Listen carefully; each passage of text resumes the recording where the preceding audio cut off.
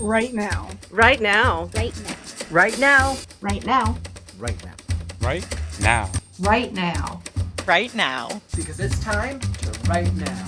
Right now. Right Right now. Right now. Right now. Right now. Right now. Right now. Right now. Right now. Right now. Because it's time to write now. Right now. Right Right now. Right now. Right now. Right now. Welcome to another daily writing session. I am definitely going to be working on the third draft of Scarecrow. Come join as I show you my process. Draft 3 for me is a read aloud and a minor line edit. I'm about 30% of the way through the draft, give or take, and making some excellent progress. I'm pushing through to get to that 50% mark, so the first half of the book is ready to get feedback from readers. But I'm going to push forward. So come join, whether you want to co-work or hang out.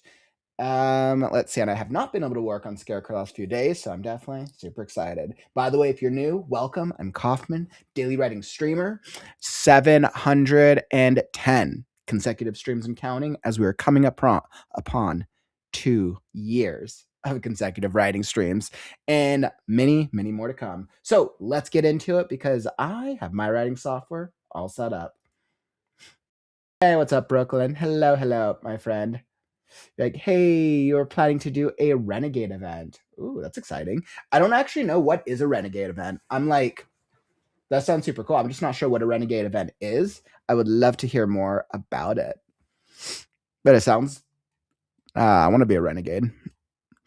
Let's see. We are, okay, where did I leave off? I was like, I have not been able to get that much writing in this week with all the prep for the WriteNow A Thon, which means definitely, oh, for your, oh, yes. Yay. I'm going to do a Renegade event for your event. Oh, that is so cool. That is so cool, my friend. And you know what? You are more than welcome to, you're always welcome to come join us. I'll be throwing it up in the Discord, Brooklyn. Make sure you're here on the Discord, in our Right Now Discord. But we're going to be having opportunities for writers in the community to come join us for some of the games and the community sessions. So you should totally come join us, my friend. We'll have some games, some discussions, and some hangouts because this is a writing celebration for all of us. I'm so proud of what I've accomplished with Scarecrow, and I'm also so proud of all of the work that all the writers in the community have made this past year. This is, hopefully we get motivated with our writing and even more laser focused as we hop into 2026. But I appreciate you, my friend. Let me tell you, I need to make progress with Scarecrow so I can get this book published. That's what I need to do. Oh, Brooklyn, let me drop. So I'll drop the Discord invite link for you. You should definitely come join us. Un momento, and I will go grab it. Hey, what's up, Ava? How are you doing today, my friend? Hopefully the writing vibe is treating you well. Here you go. All right, Brooklyn, I'll drop this for you. Right now, Discord invite. Yeah, so I always recommend everyone join the Discord because that's where most of our community congregates and hangs out. And then that's where we also do announcements as well. So yeah, I always say like the Right Now YouTube channel is kind of where we all learn and we do the things. The Right Now Discord is where we have fun conversations. We help each other with our writing. We do games and we do all that other miscellaneous fun stuff that writing communities do. So let's see what I send your gift. Yes. So Brooklyn, remind me, or you can message me on Discord, shoot me a message, or shoot me an email and I can get you, so that way I can email you our business address. So, yep. Yeah. So just shoot me an email. My email is all business inquiries, Kaufman at the creative-goals.com. It's like I should have my business. I don't think I have my business address on the website. So yeah, just shoot me an email and I'll send you over the business address. And you can send that to me, my friend. That'd be super awesome. I'm so honored. I'm so honored. That's so cool. All right. So I have to get into this. So, all right, chapter 14. Okay. So where I had last left off, because I haven't worked on Scarecrow in a few days. I want to say that I had gone about a third of the way through this chapter, but because it's been a few days since I worked on Scarecrow, I have to get myself back into the writing vibe. So,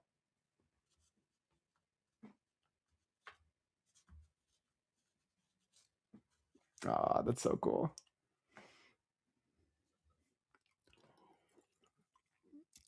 So like I definitely have to get back into the writing vibe now. That is for sure. So for me to get back into the writing vibe, I'm gonna have to read through. I'm gonna read through the first part of the chapter, which I had gone through, and I think that'll motivate me into the rest of the chapter. So let's see. Let's see what we see. Okay. So oh, this is our first real fun chapter with Pebble the Pixie. Oh my god, this is actually a pretty cool chapter. Okay, let's see what we do. Chapter 14, Cult of the Moonflower. Scarecrow marveled at the golden twilight which hung over the surrounding grasslands. The sun remained steadfast above the horizon, while the moon, hanging back, remained hidden by cloud cover. A gentle breeze swept through the air, carrying a subtle melody like a whisper long forgotten.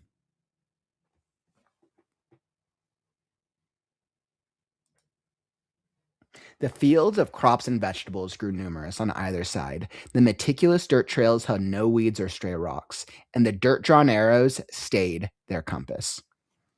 Stayed the compass. Yeah, stayed his compass. Stayed his compass. Scarecrow stopped near a group of flowers sprouting between stalks of vegetables. At the sound of his rumbling stomach, he couldn't resist reaching out for a carrot. Bringing it to his mouth, he prepared to bite down. Wouldn't do that if I were you, Strawbrain. Wouldn't do that if I were yes, Strawbrain. You sounds better. Pebble cautioned. She now sat on his left shoulder, arms crossed opposite Mr. Crow, who had fallen into a deep slumber. The pebble-sized rock still lay beside her. Pebble cautioned. She now sat on his left shoulder, leaning against the. She now sat on his left shoulder. She now sat on his left shoulder, arms crossed beside her rock. Beside her rock. And I think that's Beb. Pebble cautioned. She now sat on his left shoulder, arms crossed, beside her rock, opposite Mr. Crow, who had fallen asleep into a deep slumber. But it looks so fresh, Scarecrow whined, his stomach growling. Not the issue. Pebble shrugged and shook her head. Scarecrow tilted his head, gazed steady as it waited for a reply that never came.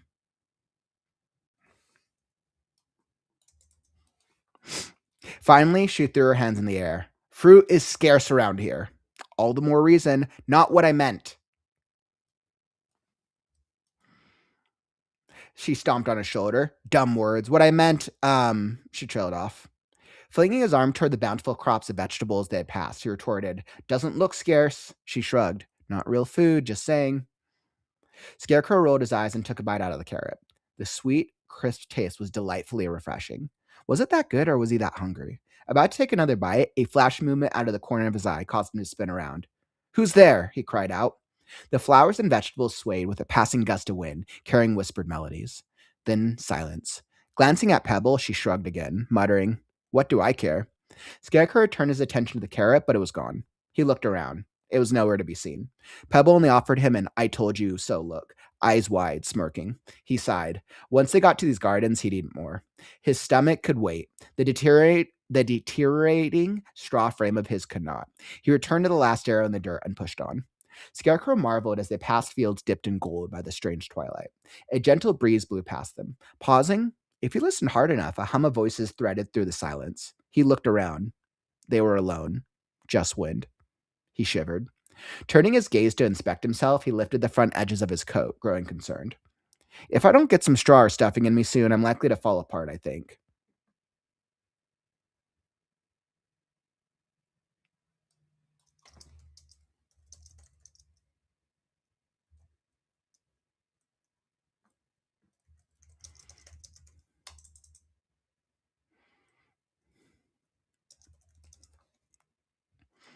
Turning his gaze to inspect himself, he lifted the front edges of his coat, growing concerned.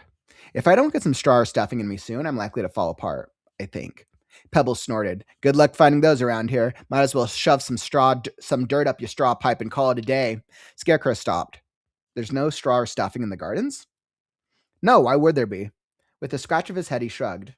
Are there scarecrows? I've traveled these lands far and wide, she said, turning towards him with fists on hips, and never have I seen a scarecrow before. Why would you think, Mr. Crow? Scarecrow blurted out with a shake of his shoulder.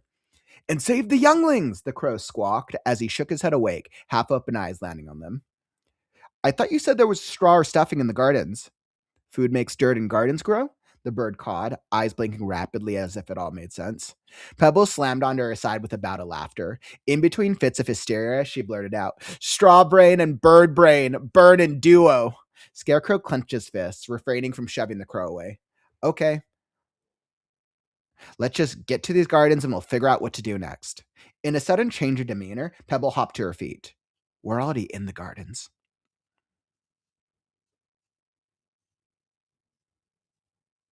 Wait, we are? Then why didn't those clumsy feet of yours were the only bait I needed? Now shush, servant.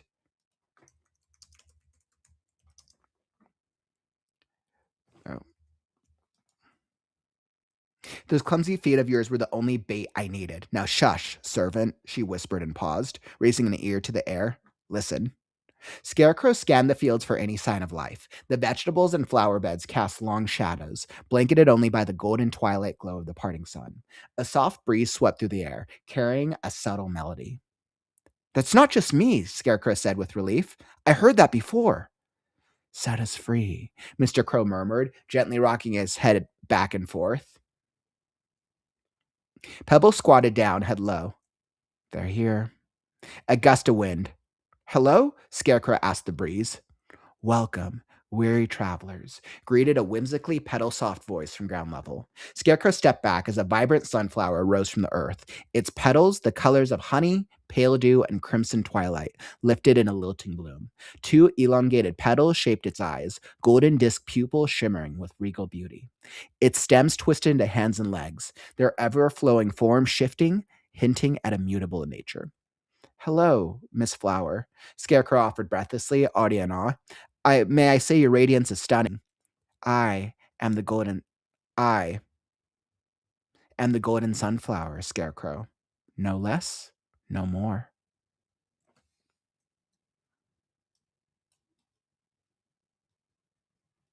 I am the golden sunflower, no less, no more. She spoke, her words flowing with harmony and grace. She spoke, each word, each syllable.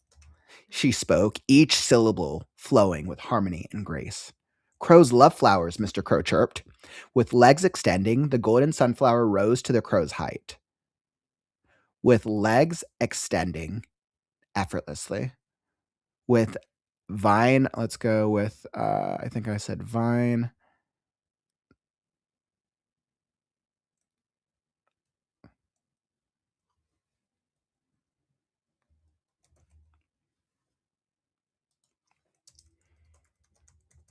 With vine legs extending effortlessly. Let's see, what is the, flower. Give me.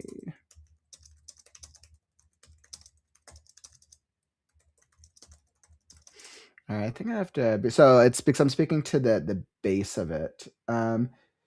It's really it's the stem. It's with stem with stem with stem legs extending effortlessly. The golden sunflower rose to the crow's height. Stem legs extending effortlessly. The golden sunflower rose to the crow's height. Avians, few may they be, are ever friends of my kind. Scarecrow, grinning from ear to ear, bowed his head in reverence as the majestic creature's smile graced him directly. He sought words, but any felt irrelevant in her present. The only thing he could manage was a finger pointed toward himself as he stuttered, Scarecrow. However, her smile faltered as she glanced toward his other shoulder. The tiny creature, Pebble clung fiercely to the rock. The golden sunflower's expression hardened with disdain. You are not welcome back, Pixie. With a fierce shake of her head, Pebble shouted, "How about a taste of this?" She jumped off Scarecrow's shoulder, flinging the rock at the golden sunflower as she plummeted toward the ground. The flower's vine-like stem curved aside, avoiding the flying rock and catching Pebble before she hit the earth. Turning to Mr. Crow, Scarecrow whispered, "What's a pixie?"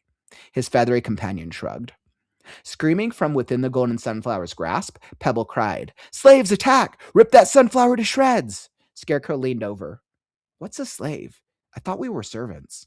"Whatever! Kill! Kill! Kill!" Pebble commanded. The outburst ended heedlessly as the golden sunflower tossed the pixie into a nearby flower bed, which sprang to life in a whirlwind of grace and elegance. A vibrant purple lilac rose to catch her. The golden sunflower's soft laughter washed away Pebble's cries. The commanding creature, with vines raising her above even Scarecrow's height, turned away. "My children," she sang, her words the calm to a storm. "We welcome a crow, a scarecrow, and the pixie to our gardens." With the dipping of the sun past the horizon.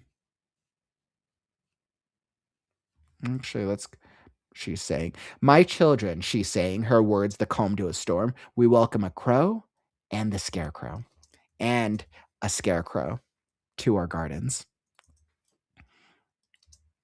With the dipping of the sun past the horizon, all of the flower beds in the fields nearby and afar sprang to life in an array of wildflowers, daisies, roses, chrysanthemums, and a lone purple-black cosmos.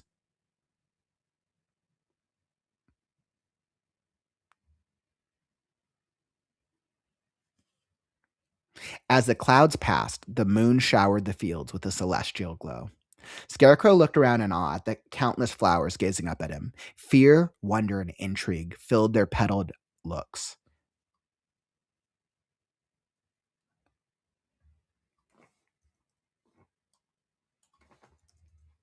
Who would have thought flowers were real or could talk? Oh, well, what did he know? He was just a scarecrow. He gazed up at the golden sunflower in all her elegance, in all her beauty. The moonlight radiating off her golden petals was enchanting. But Pebble, Scarecrow dropped to a knee, bowing low with hands raised. "I apologize for her behavior. We've come for—" "Put me down, you wannabe flower ingrates!" Pebble screamed as she was tossed to a trio of wildflowers.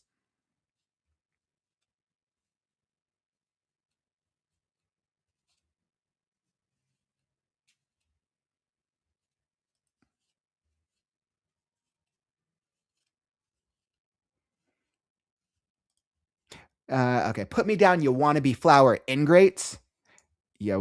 Pebble screamed as she was tossed to a trio of wildflowers rising from the earth. "Please, let her go," Scarecrow begged, pressing his hands together imploringly. "Dumb slave! I said attack! Shoot! Fire! Punch! You're like twice there!" Pebble's words grew muffled as a leaf covered her mouth. With a smile of pure delight, the golden sunflower continued, "Alas, our deity tolerates no aggression." Scarecrow glanced sideways at Mr. Crow, who murmured, "Eyes are the friends of defeat." Scarecrow glanced sideways at Mr. Crow for an answer. Um, who uh who uh who murmured who murmured. Scarecrow glanced sideways at Mr. Crow for an answer. Who murmured, "Eyes are the friends of defeat." Scarecrow rolled his eyes, uncertain if the crow was entertained or lost. Eyeing the nearby flowers warily, he spread his arms. What did she do? Muffled cries rose from Pebble as she wriggled in vain against the wildflowers. The pixie's presence here didn't seem to inspire confidence. Judging from her demeanor in their brief time together, he wasn't surprised. She challenged our god. The golden sunflower hummed. Scarecrow stilled as he glanced sideways at Pebble, being tossed up and down recklessly. What? The golden sunflower extended a leafy vine, collecting Pebble in one swoop and raising her to Scarecrow's eye level. The little pixie showed up one evening, she said aside with a pause. Praise the moon. In unison, the fields of flowers chanted. Praise the moon. She dangled Pebble upside down from one leg like the pendulum of a clock. Cloak hanging upside down and wisps of purple hair everywhere, Pebble swung at the flower in vain.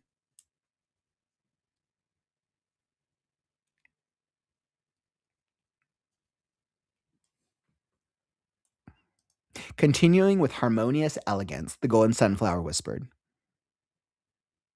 searching for a lost brother who, alas, is gone. Pebble paused mid-swing, realization setting in. My brother? Scarecrow glanced between Pebble and between the helpless pixie and the crow, who had started humming to himself. How about I take her off your hands, vines, and we'll be on our way. A flower bed of lilacs, daisies, and petunias hissed. Shaking out of her reverie, Pebble spat. That's right. I'm here for my brother. Give him back, ya sparkin' demons. All right, and I think that is where I had got into previously. I have to pull up my notes that I'd received. I think so. I can't remember if I'd gone a little farther than that, but this is where we're at. No, I wasn't paying attention to the comments. Hopefully, y'all were enjoying it. I saw you hop in there. Cool. Welcome, my friend. Going through the third draft of Scarecrow. I know, so much craziness going on right now with Scarecrow. All right, let's see. I'm pretty sure this was where I got to previously. All right. I got feedback for this chapter, so that's why I'm kind of going through the third draft of this chapter a little slower because I'm reviewing all the feedback line by line.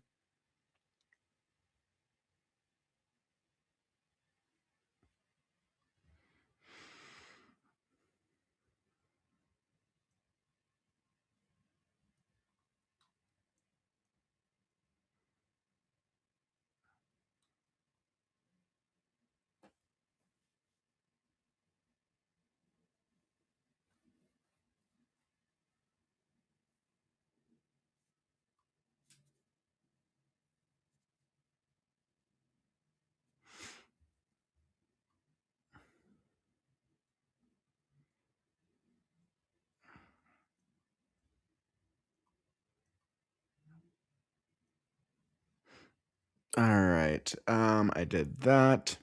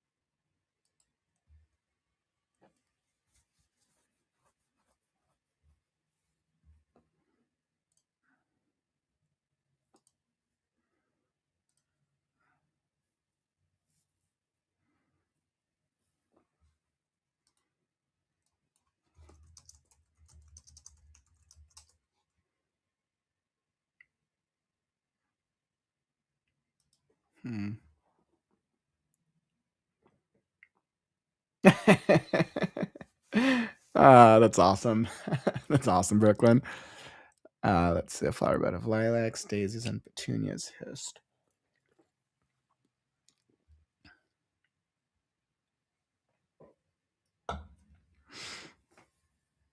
Scarecrow glanced between Pebble and Mr. Crow, who had started humming to himself. How about I take her off your hands, vines, and we'll be on our way. A flower bed of lilacs, daisies, and petunias hissed. Shaking out of her reverie, Pebble spat. That's right. I'm here for my brother. Give him back, ya sparkin' demons. A collective wave of gasps spread throughout the flowers. She called us. Are we? She used the D word, Mommy. A tiny little rose cried out as they emerged from a flower bed. Call the pixie, shouted a lilac.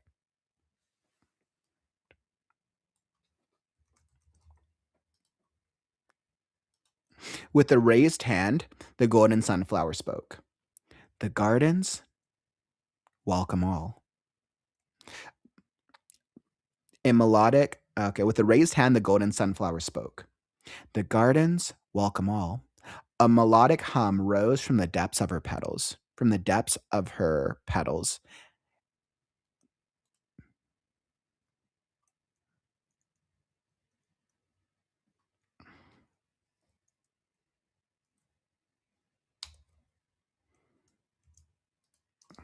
As if a melodic hum rose from the depths of her petals, as if a trance were coming on. And all shall welcome the gardens. Her vines lifted, her vines lifted her high off the ground.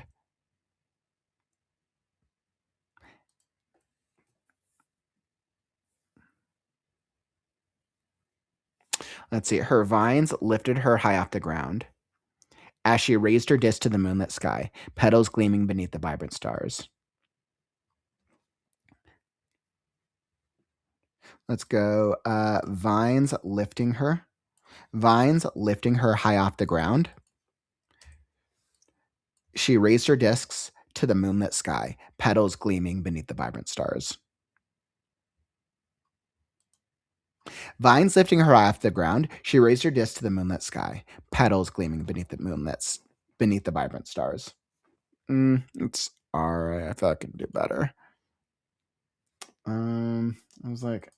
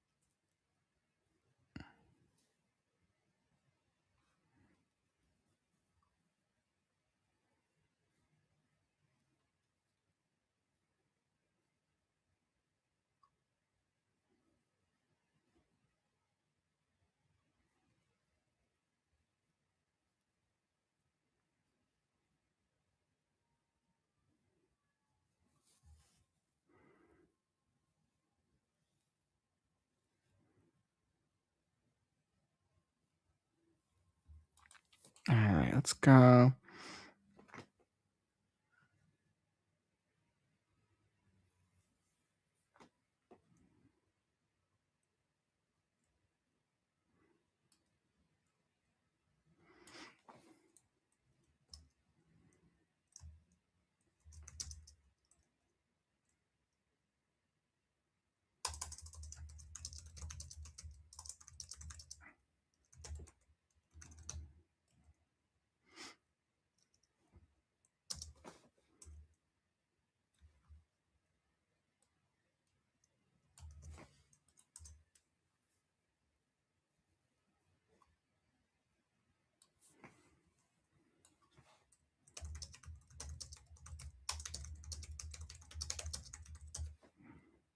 Let's see. How does this one? So her vines bore her skyward.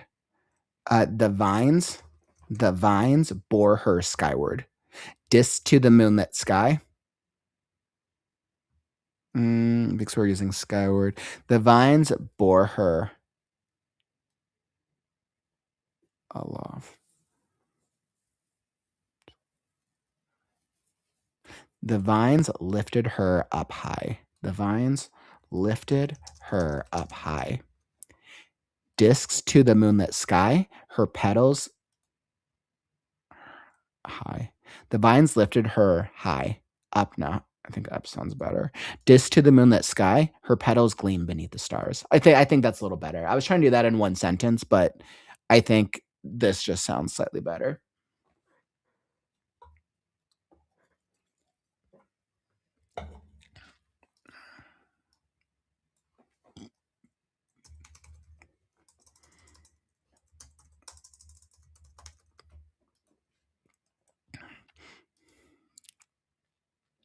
Pebble shrieked, eyes wide with fear, as she struggled against the vines.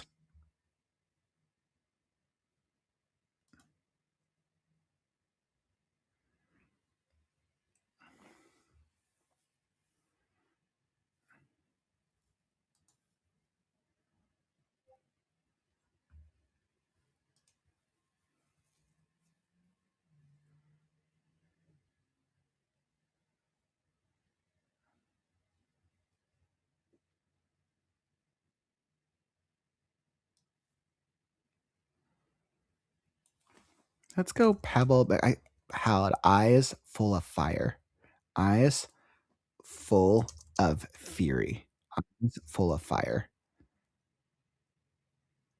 Pebble howled, eyes of fury, eyes full of fire, as she struggled against the vines. Scarecrow, hurry, stomp her, kick her, now, before.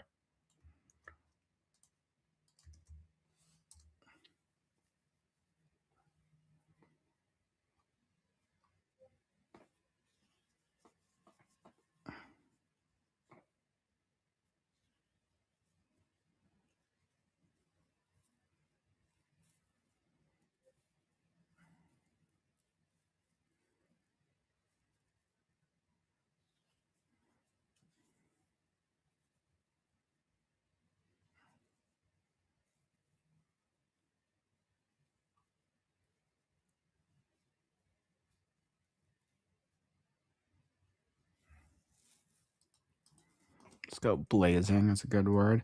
All right. Pebble howled, eyes blazing, as she struggled against the vines. As she fought against the vines. I like that better. Pebble howled, eyes blazing, as she fought against the vines. Scarecrow, hurry. Scarecrow. I don't think we need Scarecrow. Stomp her, kick her. Stomp her, kick her. Before, and I think 3 is fine. Stomp her, kick her, before. That is good. The golden sunflower spread her vine-like arms to either side, swaying like a metronome as her song drowned out Pebble's words. The golden sunflower spread her vine-like arms to either side.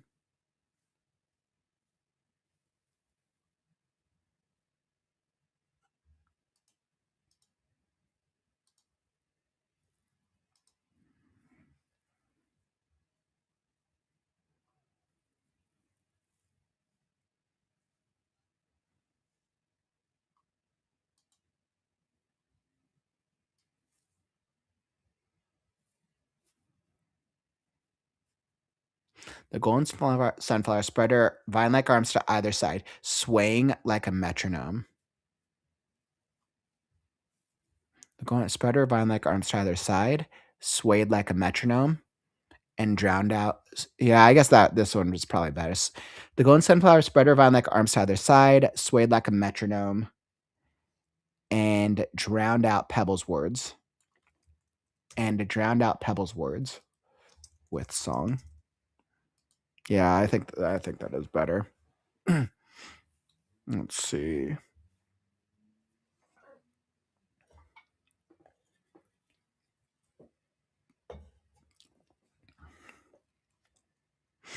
Let's see. For all the flowers in the dark, as one the flowers swayed in harmony. For all the creatures near the mark.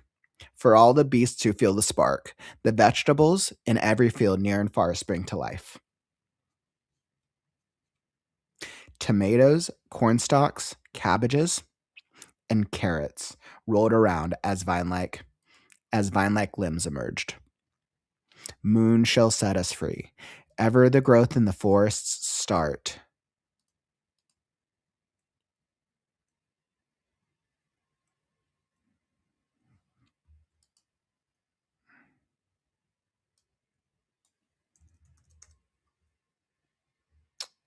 Let's see. I think I have to make sure that this matches. Ever the growth in the forest's heart. A collective hum rang out from every corner of the gardens. A splash in the breath ever wore apart. Rekindle the sparks in the burn's black heart. Scarecrow found himself humming along with a melody he had somehow always known in his heart, bringing peace and ease.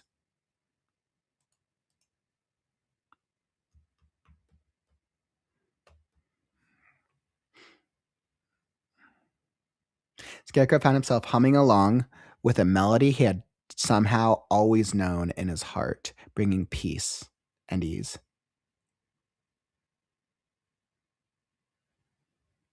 Everything else, Pebble's muffled cries, Mr. Crow's humming, and everything else, Pebble's muffled cries, Mr. Crow's humming, and the flowers. Everything else, Pebble's muffled cries, Mr. Crow's humming, and the smell of flowers.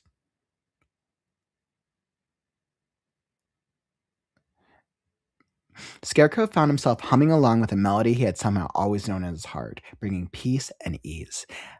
Everything else, Pebble's muffled cries, Mr. Crow's humming, and all, let's see, everything else, Pebble's muffled cries, Mr. Crow's humming, all other noises. All other noises. Pebble's muffled cries, Mr. Crow's humming, and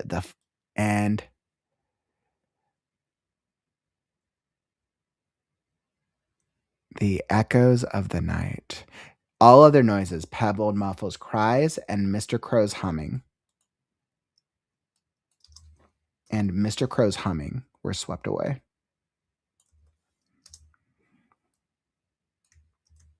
Let's see. How do I feel about this one?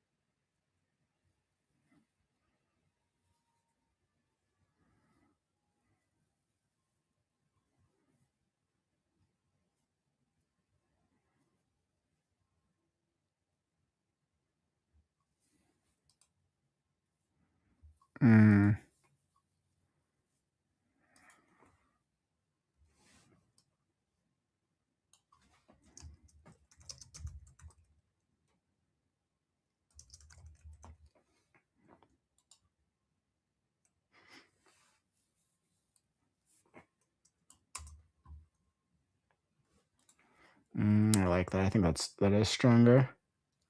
Scarecrow found himself humming along to a melody he had always known. The answer? Peace.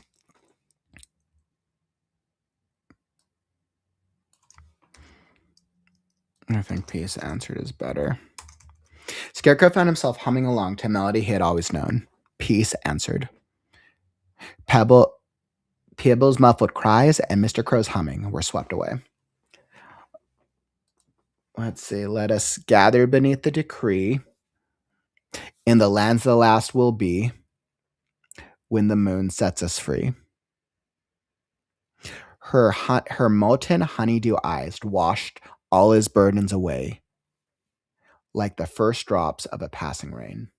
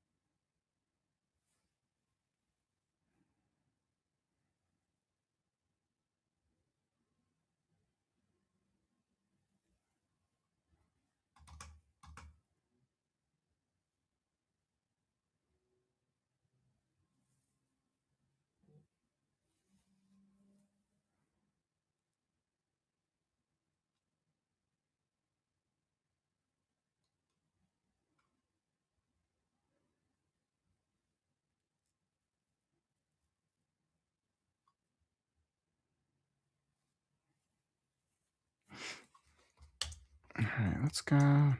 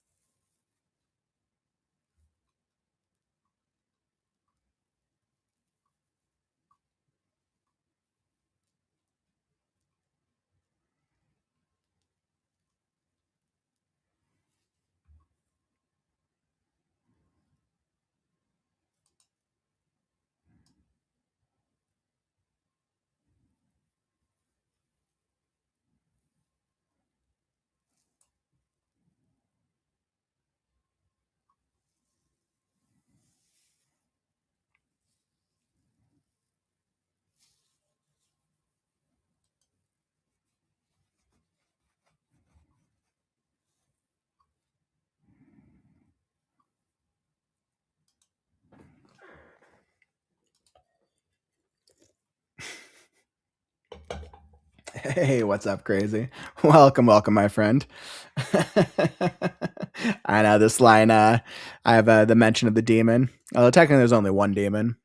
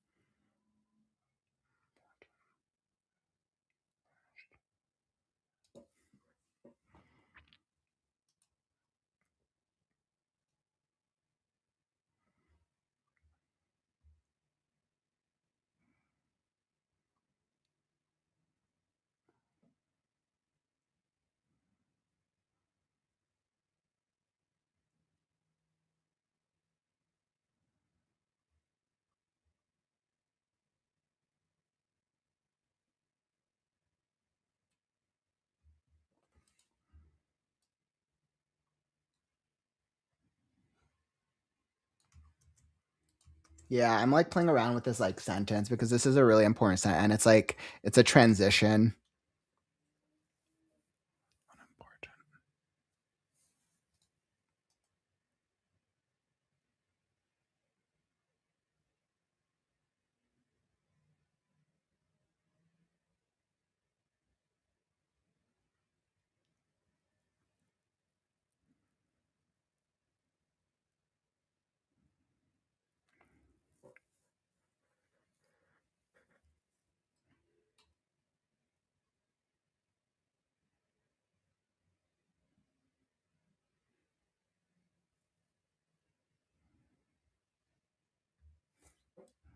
Yeah.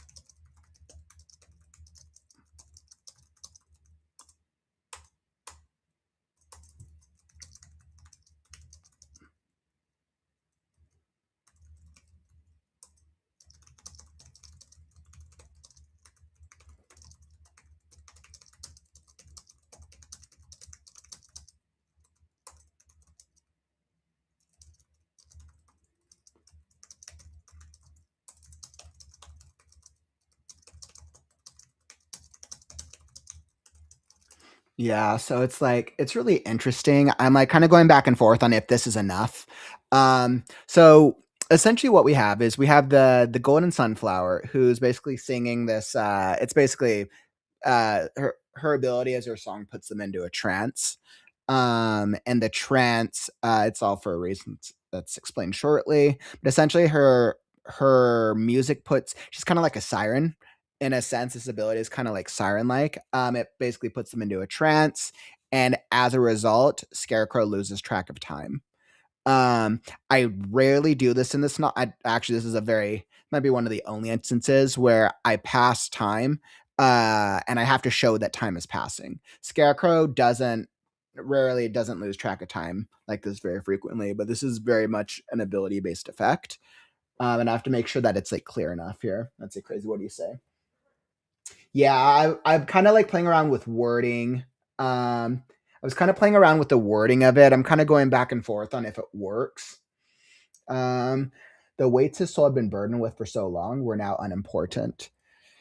The burdens of his soul unimportant, time irrelevant. Yeah, you see, I was gonna do that crazy, but I almost wanted it like because it's almost like his mind is being fragmented in a sense. So I want the sentences to feel fragmented as well. Originally, I was gonna do that. Um, Let's see. So, like, how does this sound? So, her molten honeydew eyes washed all his burdens away, like the first drops of the passing rain. Her honeydew eyes washed all his burdens away, like I feel like this action needs to be bigger. Her molten honeydew eyes washed all his burdens away, like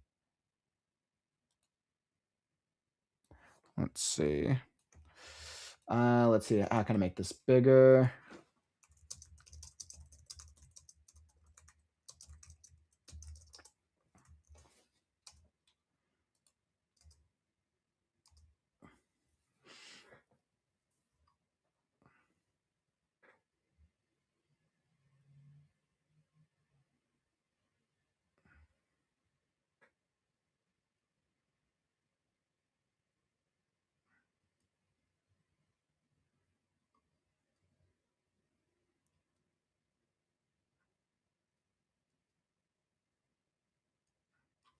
All right.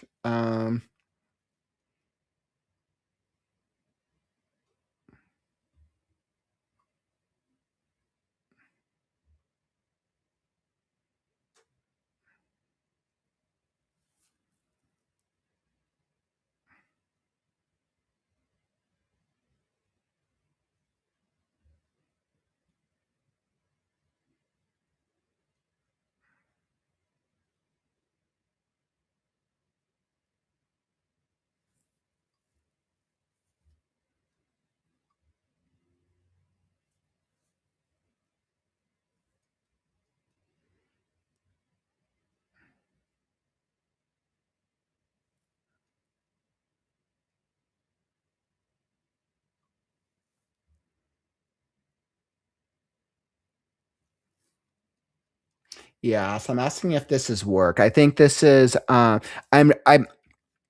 I'm just wondering if it's what I'm trying to do is I'm trying to use language in a way so I don't say time passed. I'm trying to make it, but if it's not clear enough, then the reader misses it, and I can't have the reader being confused because this isn't something I do very frequently. The reader has to be like, okay, Scarecrow's in a trance, time passed, something is wrong. I know it's because this is like an advanced writing writing technique that I'm trying to pull off. It's because I'm crossing third person with stream of conscious in a way that's bringing the reader along. It's a very difficult thing to do. And I'm yeah. So, but I mean, it's fine. I love challenges like this. It's nighttime, so it's nighttime right now. It's basically the Scarecrow and his friends have walked into the gardens, which is controlled by the golden sunflower and her cult of flowers who worship the moon.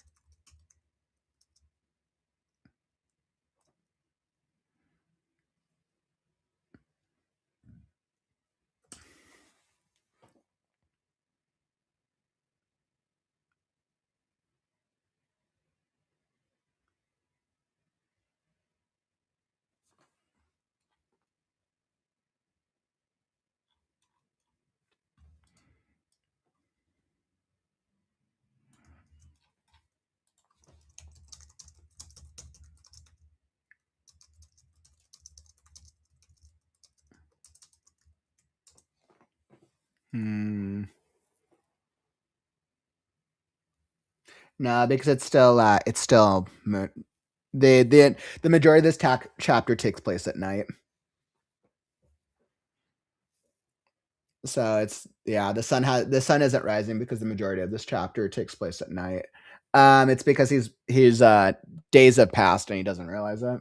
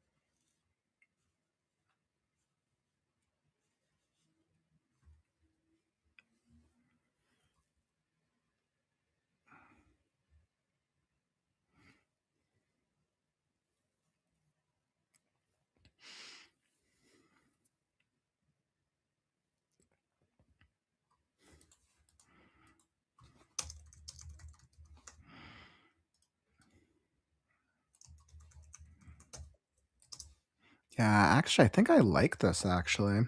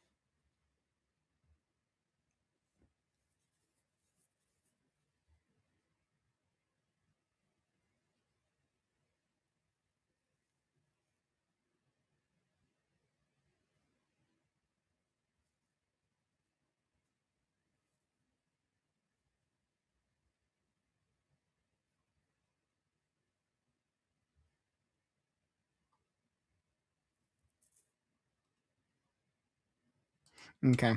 Yeah, I mean, I think this is the strongest. This is like because this is the first time that I introduced this trans concept in the chapter, and I think once it's introduced and the reader's on board with it, I think this might work. Let's see the next thing.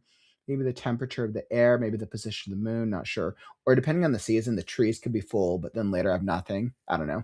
No, these are all some really, really great ideas because you're speaking to like how he feels or like how the how they would feel. The position of the moon, depending on the season, the trees could be full, but later have nothing. Yeah, no, these are definitely some good ideas. Um, let's see. Let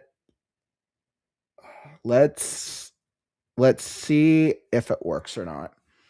Her molten honeydew eyes washed all his burdens away like the first drops of a passing rain.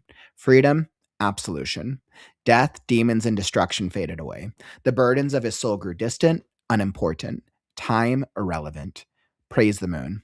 Strong, wet earth pressed into his palms. The more he dug, the more progress was made. Specks of soil, rock, and grubs flew past him in a flurry of effort. A pest pricked his nose. He swatted it away.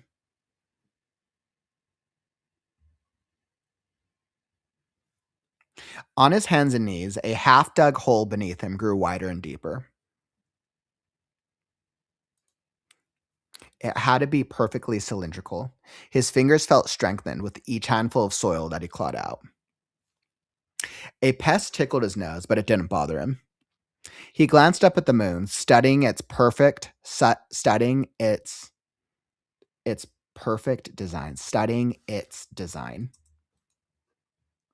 Looking back at his hole, the size was about right. Looking back at his work, looking back at his hole, the size was about right. But if he leaned in with one fist, he could still reach the bottom. Not deep enough. Never. Ouch. The tiny, painful sensation, the tiny, painful bite on the tip of his nose caused him to fall back and yelp. He landed on his bottom, wincing from the shock. Scarecrow shook his head and looked around. Before him was a half-dug hole. Did he dig that? Nearby, Mr. Crow was halfway into his own hole, pecking furiously while also eating chunks of dirt and humming a haunting melody.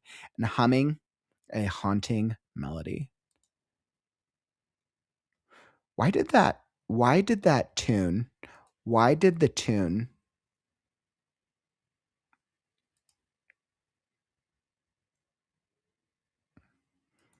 did that sound familiar?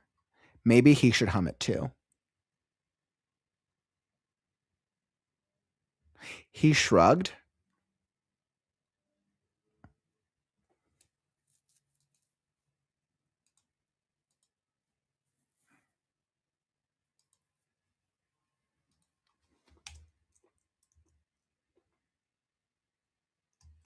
Moon shall set us free.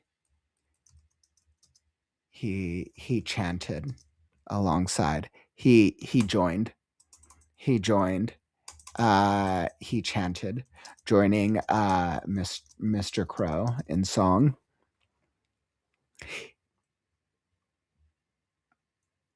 Scarecrow chanted.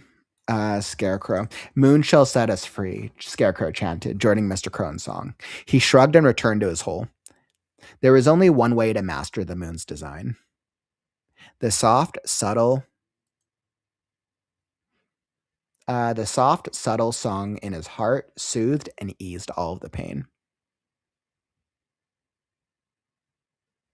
The soft, subtle song in his heart soothed and eased the pain away.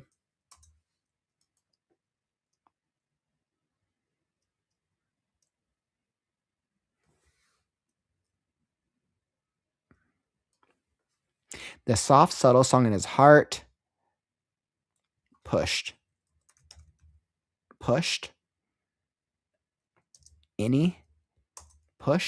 unnecessary thoughts away. Oh yeah, I think that's better. The soft, subtle song in his heart pushed unnecessary thoughts away. Only the confines of this hole, only the moon's design mattered. I think I used only the confines of his perfect hole mattered. Only the confines of this work mattered. Only the work. Only the confines. Only the confines of this work. Only this work. Only this work mattered.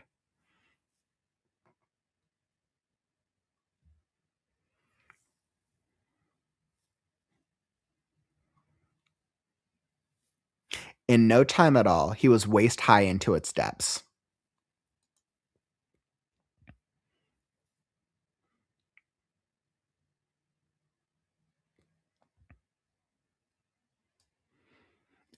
In the blink of an eye.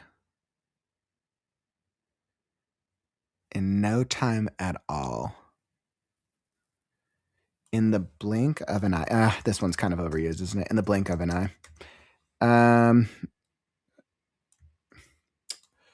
Let's see.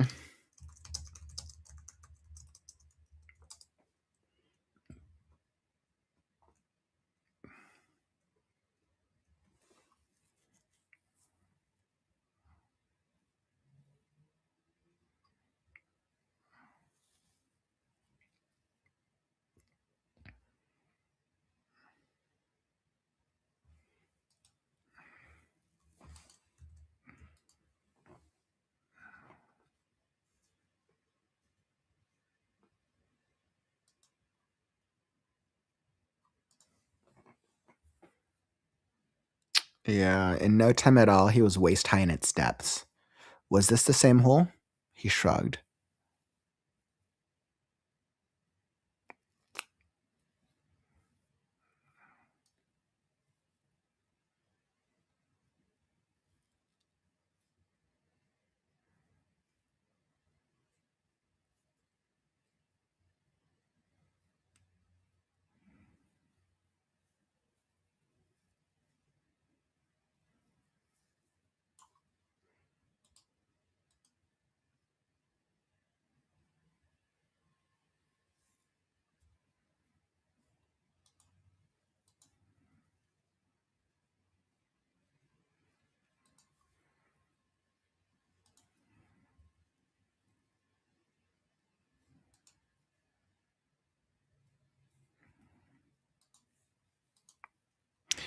Yeah, it's interesting. Let's see. I know, right? I'm feeling good about this. Oh my god, this is such a crazy. It's funny that you're here for this one. This is really such like a crazy beat of the story. Overused things are like cliches people are familiar with. Yeah, I was like, I knew that was an overused. I knew that was an overused one. I think that's why I probably stuck with this beat right here. And I think it's clear that clearly Scarecrow doesn't know what the heck's going on right now. In no time at all, he was waist high into its depths. Was this the same hole? He shrugged. No longer did he have to run if a painful nip on his nose alerted him to a pest that wasn't a pest. Pebble? He mumbled. The pixie was biting his nose? She let go, spitting out a mouthful of straw. You stupid, simple-minded dummy, she scolded him. From atop his nose, arms crossed. Is that really? She scolded him from atop his nose. She scolded him from atop his nose, arms full of straw. She scolded him from atop his nose.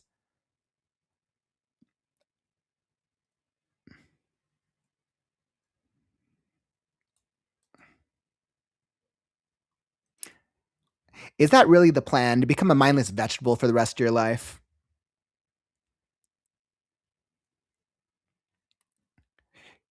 She wagged her tiny. She then wagged her tiny finger. She wagged her tiny finger. She wagged her tiny finger at him. Pebble is such a great character. Oh my god. A painful nip on his nose alerted him to a pest that wasn't a pest. Pebble? He mumbled. The pixie was biting his nose. She let go, spitting out a mouthful of straw. You stupid, simple-minded dummy, she scolded him from atop his nose, arms crossed. Is that really the plan? To become a mindless vegetable for the rest of your life? She wagged her tiny finger at him.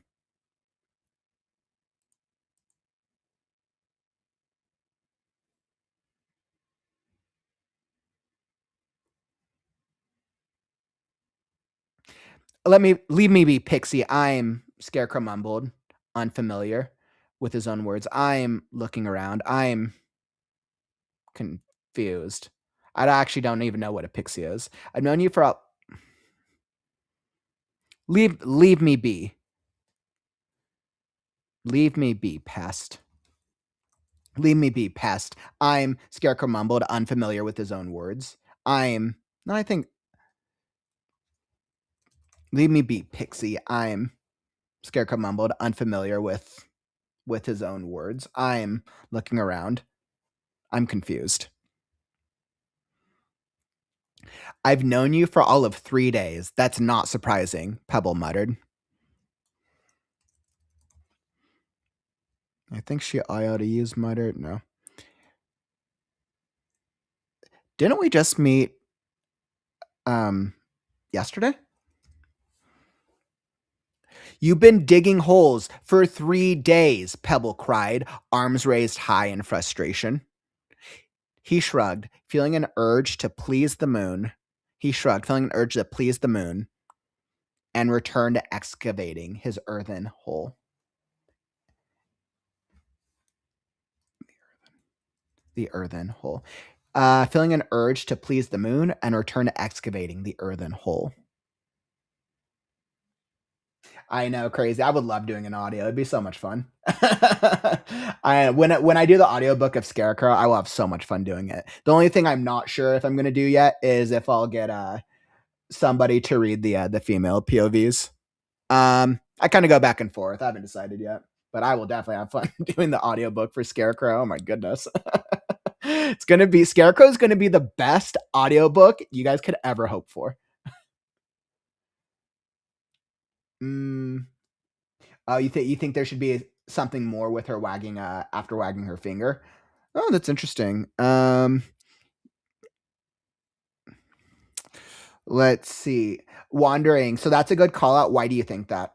Do you think like we need like a little bit more like kind of like what she's doing right now? Because I think so right now, obviously she's standing on the tip of his nose. Let's see. So a painful nip on his nose alerted him to a pest that wasn't a pest. Pebble, he mumbled. The pixie was biting his nose. She let go, spitting out a mouthful of straw.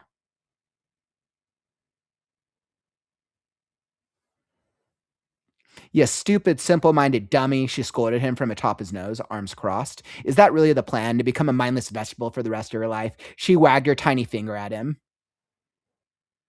Leave me be, Pixie. I'm Scarecrow mumbled, unfamiliar with his own words. I'm looking around. I'm confused.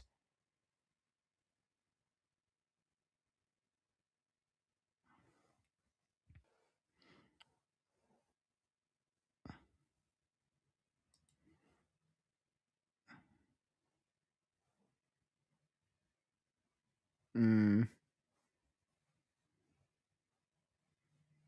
Crazy. That's good to know. Hey, what's up, No? Crazy. That's actually good to know that you feel like the time solving problem feels like it's working. Maybe a little more action or feeling, kind of like show me, don't tell me. Okay. Let's see. The pixie was biting his nose. She let go, spitting it out a mouthful of straw. You stupid, simple-minded dummy. She scolded him from atop his nose, arms crossed. Is that really the plan, to become a mindless vegetable for the rest of your life? She wagged her tiny finger at him.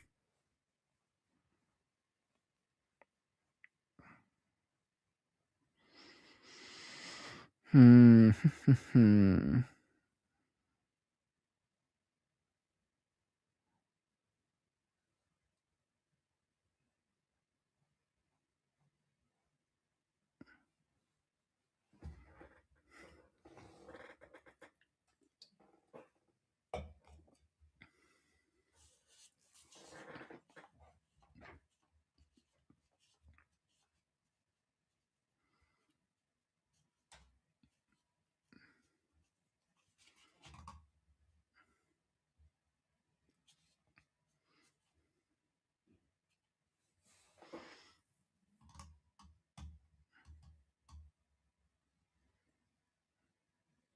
Yeah, this is an interesting one because one, I'm asking myself like, what more do I need to show in this specific moment?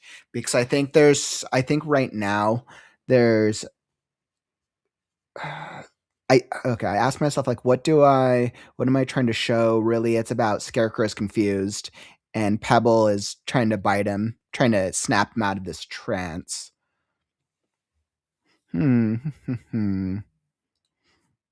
This is an interesting one.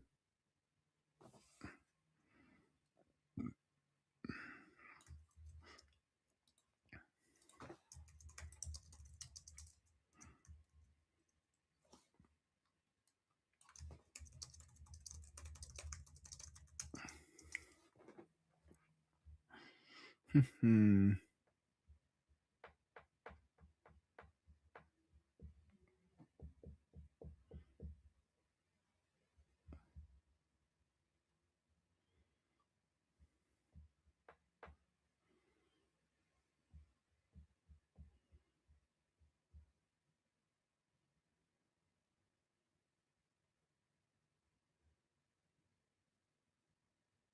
Hmm.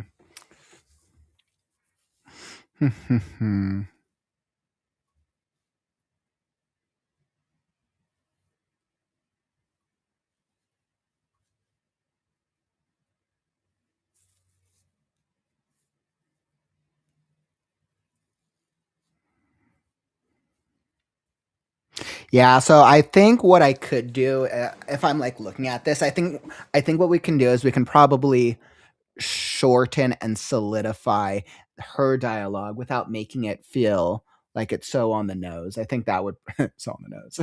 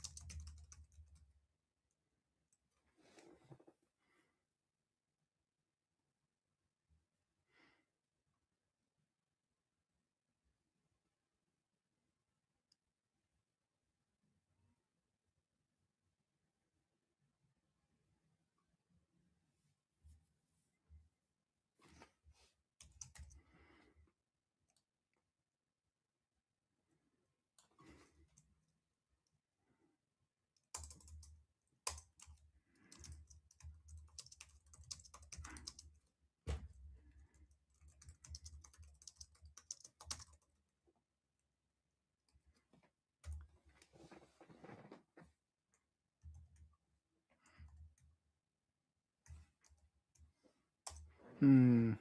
You stupid, simple-minded dummy. She scolded him from atop his nose, arms crossed. Is that really the plan? She snapped. Dig holes until there's nothing left of you. She wagged her tiny finger at him. I'm using she too much.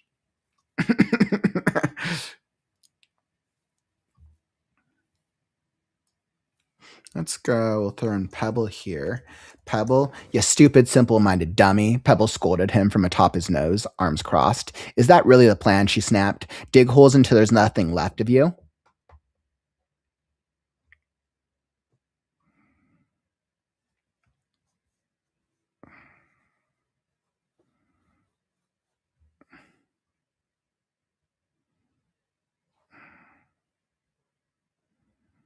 I think I might not even need this action then. She wagged her tiny finger at him because I think she might be too frustrated. Pebble scolded him from atop his nose.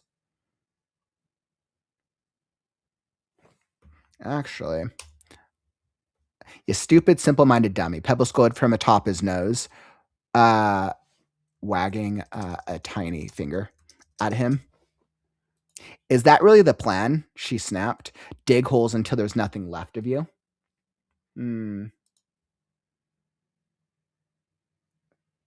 Yeah, I think that because I mean the thing is like by the time she says 3 days have passed, like the time passing is good. But because like on the previous 2 pages, because like it hasn't happened before, I can't chance getting the reader lost before that moment.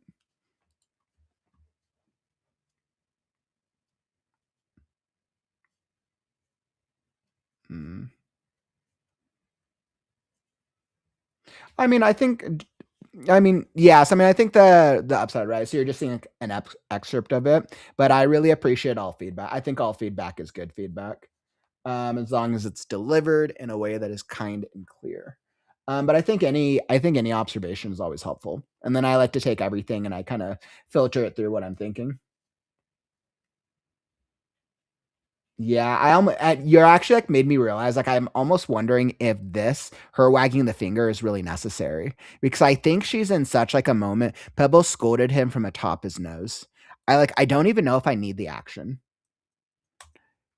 So the pixie was biting his nose. She let go, spitting out a mouthful of straw. You stupid, simple-minded dummy. Pebble scolded him from atop his nose. Is that really the plan? She snapped. Dig holes until there's nothing left of you.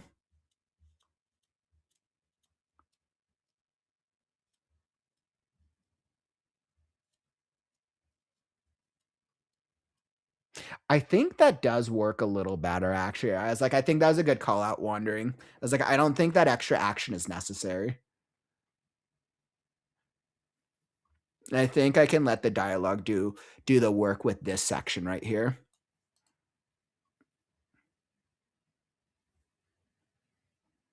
You asked me, is the she snapped even necessary? Pebble scolded him from atop his nose. Is that really the plan? She snapped.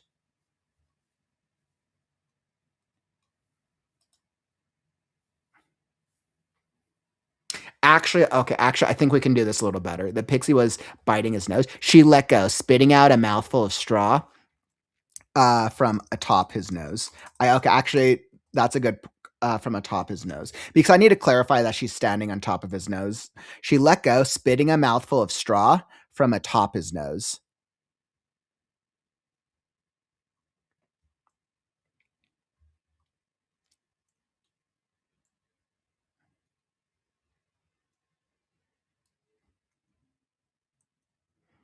Let's go. She snapped. I wonder. Let's go here. No, because that's going to be a sentence. Is that really the plan? Nope.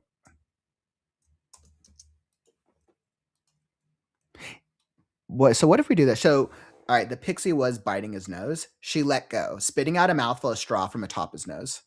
You stupid, simple-minded dummy.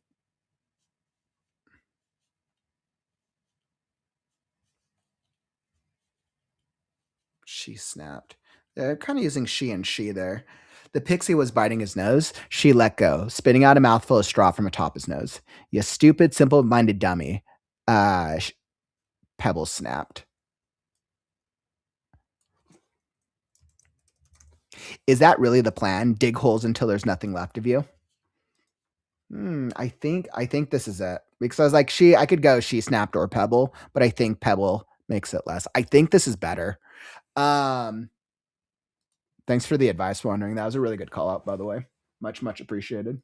And by the way, for anyone, I mean, the thing's on the screen right there. So by the way, anyone hopping into the stream, welcome, by the way. I'm a daily writing streamer.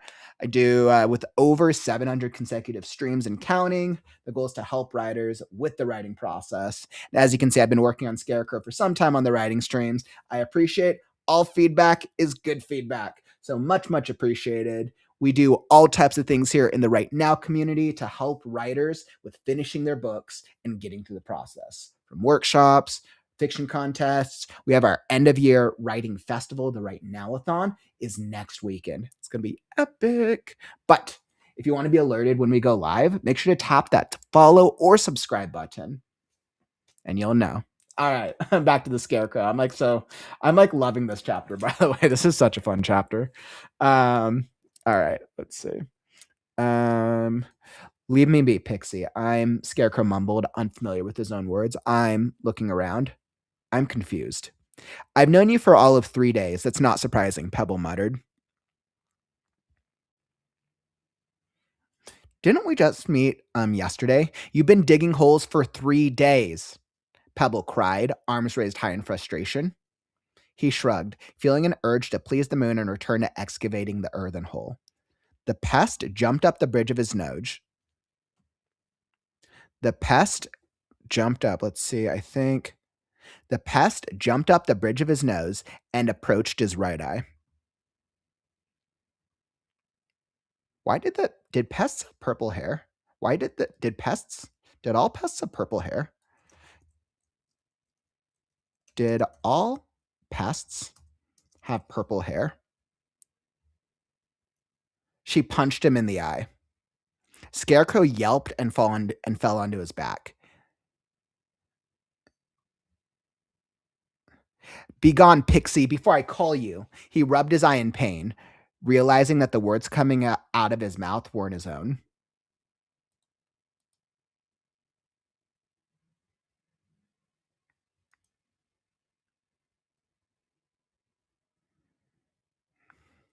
Mm-hmm.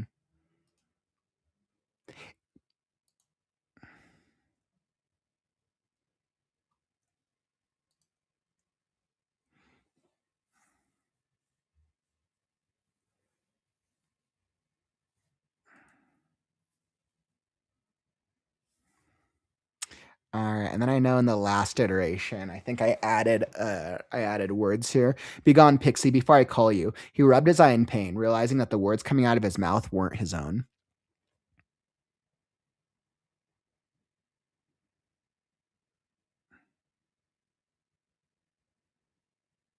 I think I've made it clear that I've made it clear he's in a trance.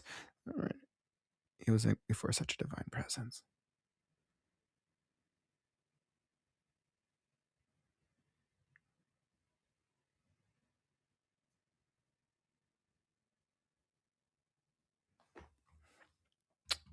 Yeah, I was like, I think I can probably go straight to this part. I like talking aloud as I'm working on this bit.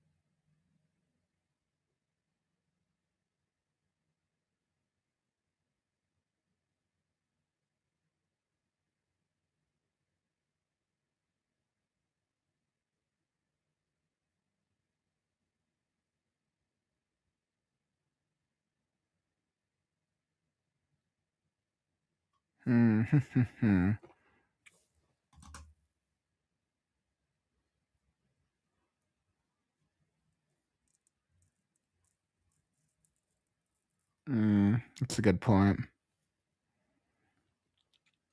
Because he's forgetting. Why did I go back to so I think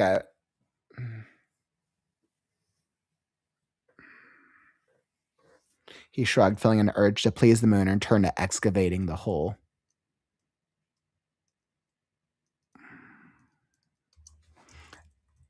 Glancing down at his work.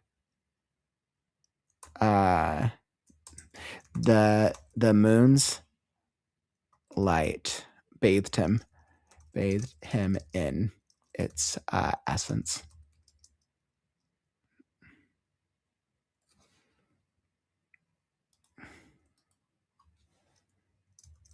What had he been doing again? A pest jumped up the bridge of his nose and approached his right eye. Did all pests have purple hair? She punched him in the eye.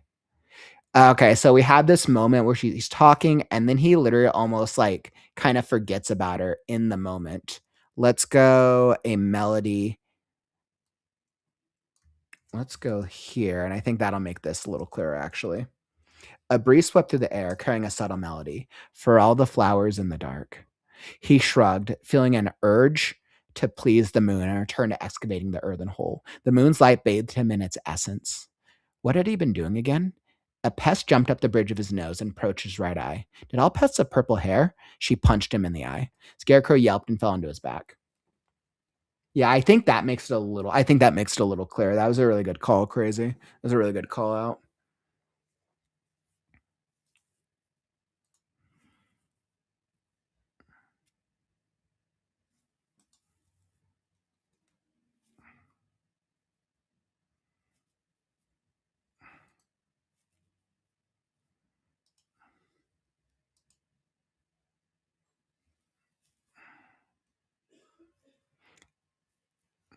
All right, and I think I can like shorten this bit because I think I need to get to.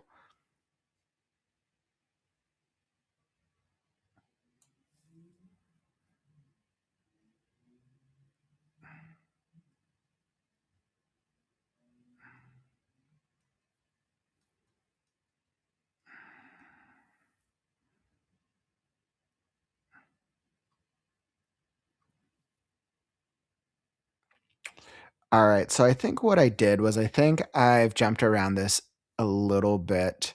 I think I can get to the next beat now. All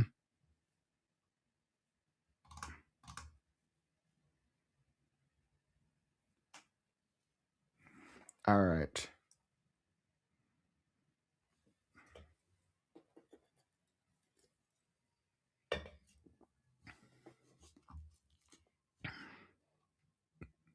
All right, so I'm actually going to adjust this slightly because basically I have her kind of going back and forth with him for another moment, but I don't actually think I need that. I don't need. We know Mr. Crow is kind of having the time of his life, digging holes and eating dirt.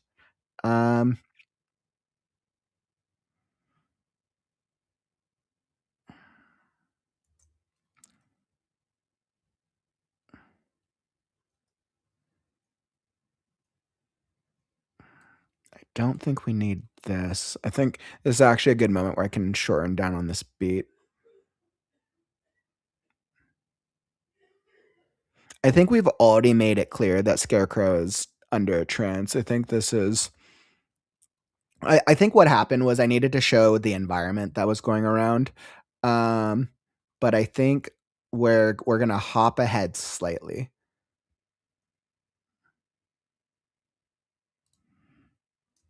because this is the next beat right here. So we're going to do this so that way Scarecrow is forced to look at the environment. He rubbed his eye. Okay, be gone, Pixie, before I call you. He rubbed his eye in pain, realizing that the words coming out of his mouth weren't his own. I'm sorry. I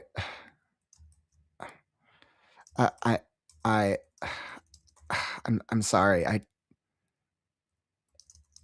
I don't. I'm sorry. What's wrong with me? And then I can keep part of that last bit.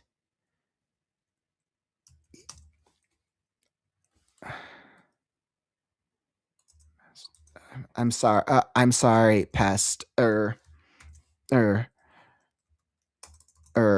pebble. He sat up. He sat up again, trying to concentrate. His head pounded in a persistent drumbeat. His head pounded. Concentration was difficult. Concentration was difficult. Forming thoughts elusive. And I think that will be strong enough.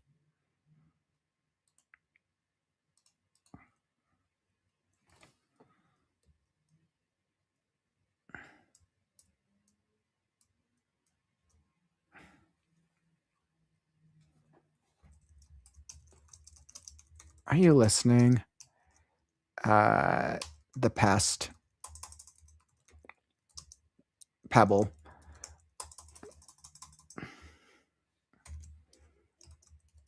Pebble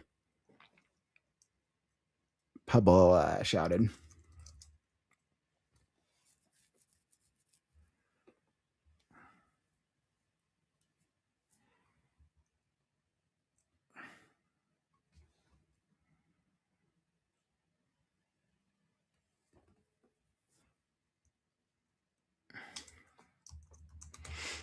Scarecrow held out a hand for her to hop onto.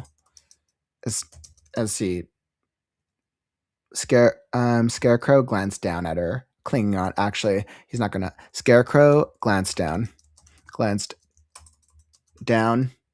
at her, clinging on tightly to his cheek.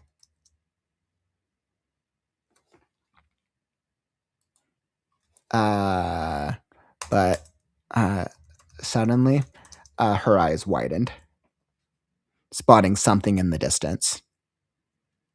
He followed her gaze. In the fields around them, he never realized. In the fields around them, fruits and vegetables with limbs of vines, with vine like limbs, with vine like limbs, carved out similar holes in the earth.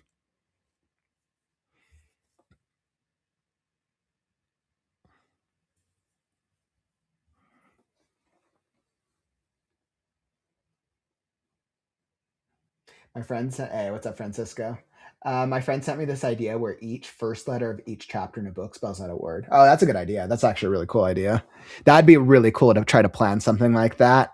That's a cool idea. Let's see. In the fields around them, fruits and vegetables with vine-like limbs carved out similar holes in the earth. Things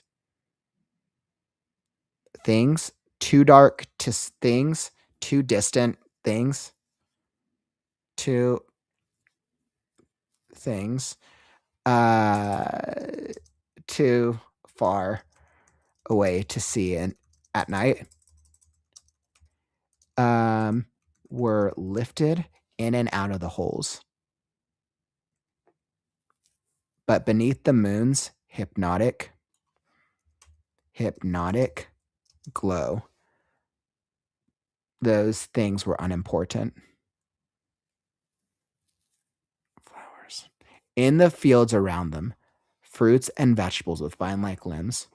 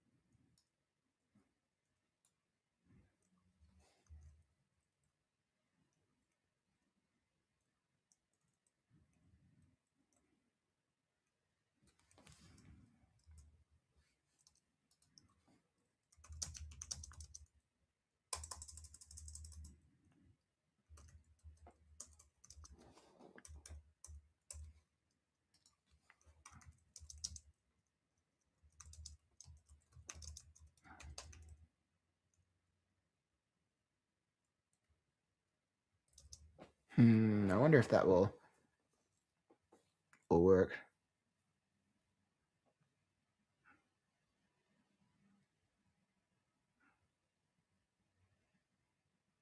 Yeah, I feel like it's going pretty good with this in this moment. Crazy. Let's see, Francisco. Like, roughly how many pages do you guys reckon a chapter should be in a YA fantasy? I mean, I think the page, I think the chapter length is really going to determine on how long a single story beat is. For YA, I'm not super familiar. I would Google and see what the average is for YA fantasy. For like epic fantasy, my genre, chapters generally tend to be longer because readers want to get more into these like adventure beats and adventure moments. But it can change. Like first chapters, like the first chapter should always be a little on the shorter side because you want to hook readers in. You want to think about it less and how long a chapter should be, and you want to think about where in your story are you and what is the reading experience. Readers think of chapters in terms of a beginning and an end, and if a reader is going to take a break, they're most likely to take a break at the end of a chapter. So if you're in the beginning of like a new story arc, then you're probably wanting to try to pull the reader in so that way they want to keep reading through to the end of the story arc if it spans over a number of chapters.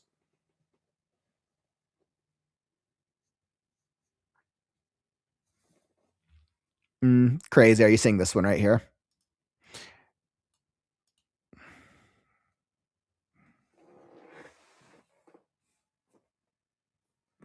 I know. I think you're probably referencing this one right here. Crazy.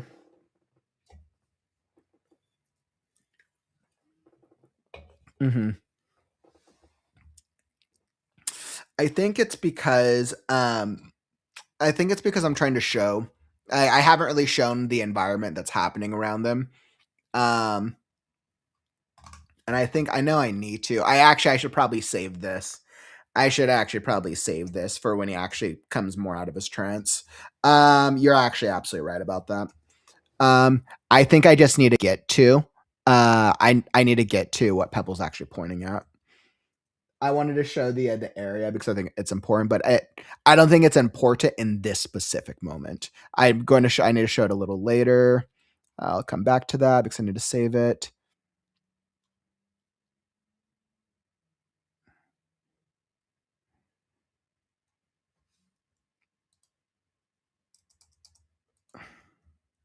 We're just going to bookmark that because that is actually a good beat.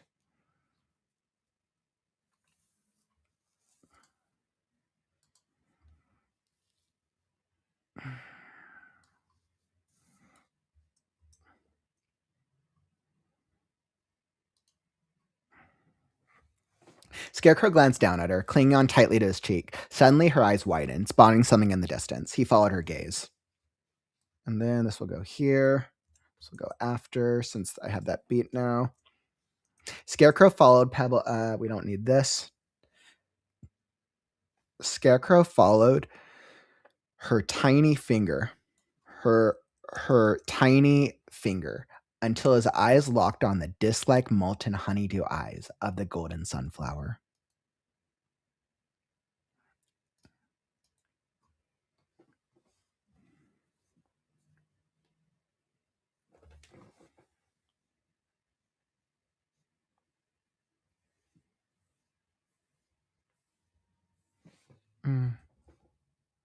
Scarecrow followed her tiny finger until his eyes locked on the until his eyes locked onto the disc-like molten honeydew eyes of the golden sunflower in the distance. In the distance. But steadily approaching.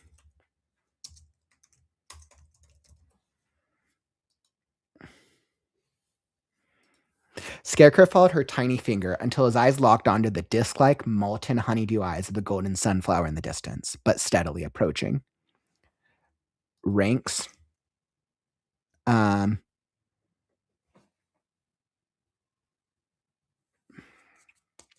Let's see. Wildflowers and daisies.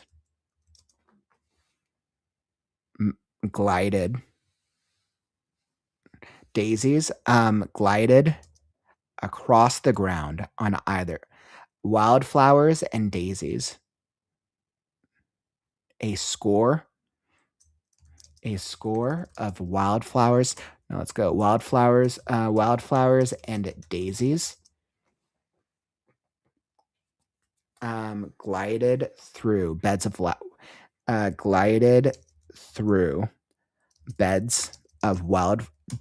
flowers through flower beds on either side. Let's see. Wildflowers and daisies glided alongside her. Glided alongside her on flower beds. Scarecrow followed her tiny finger until his eyes locked onto the disc-like molten honeydew eyes of the golden sunflower in the distance, but steadily approaching. Wildflowers and daisies glided alongside her on flowers.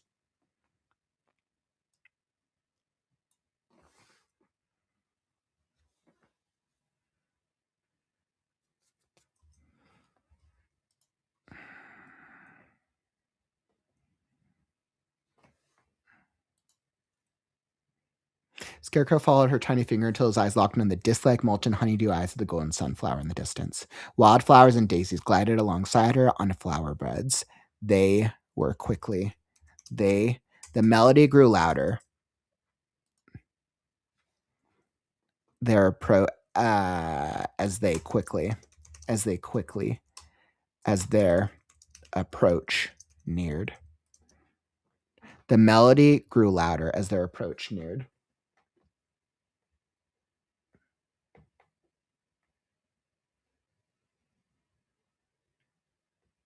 No, you're right. I mean, that was more just like a trance-like moment from Scarecrow, but I think I was throwing it off in that moment. I think you made me realize that like that moment specifically, I think it's more important keeping the present action focused on Scarecrow and Pebble.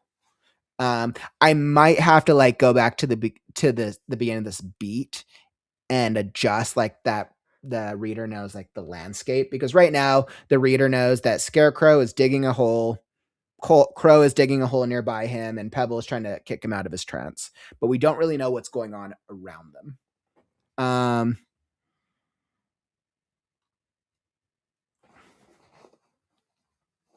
might have to fix. Yeah, I mean we'll figure that out.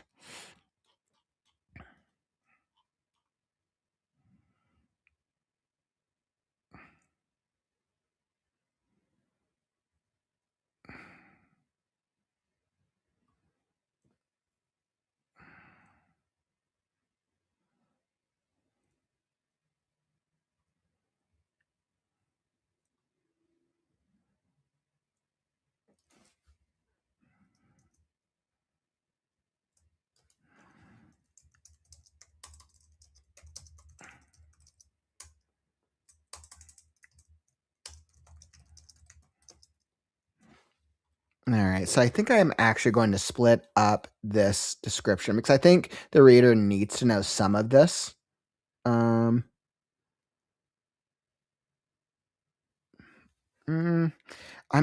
think the reader needs to know what has happened with Scarecrow and Crow, and I think they might need to know a little earlier. I'm gonna have to play around with this with the beat.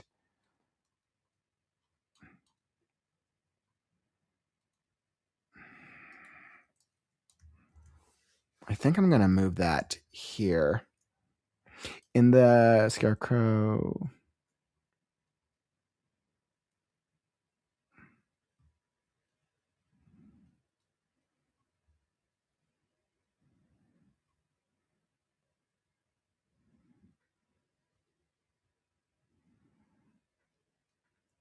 Yeah, so this is actually the first time he really comes out of this trance because of Pebble's bite. I think this is actually a good moment.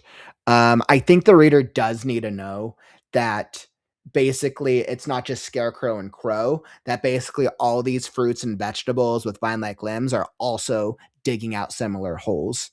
And you were mentioning because the moon's glow, you're like, things too far away to see at night were lifted in and out of the holes. But I don't think I actually need this moon beat right here at this moment. I think this is more just reader needs to know the description. The fields around them, fruits and vegetables with vine-like limbs carved out some of the holes in the earth. Things too far away to see at night were lifted in and out of the holes. Flowers, and I think that actually will work there. And I think taking out that moon bit is good.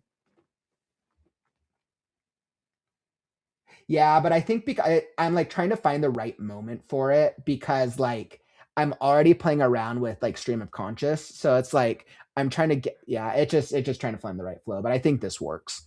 Scarecrow, crazy. What's funny is that wasn't even your intent with that paragraph, but unintentionally, this is better with where this paragraph is now. This is actually better as a result, and I also agree with the moonlight bit. It was distracting from this paragraph. That was a really great recommendation. All right, back to where we were at. Scarecrow's about to get. All right, so Scarecrow. I think this beat actually is stronger now. Are you listening? The pest Pebble shouted. Scarecrow glanced down at her, clinging on tightly to his cheek. Suddenly, her eyes widened, spotting something in the distance. He followed her gaze. Scarecrow looked out into the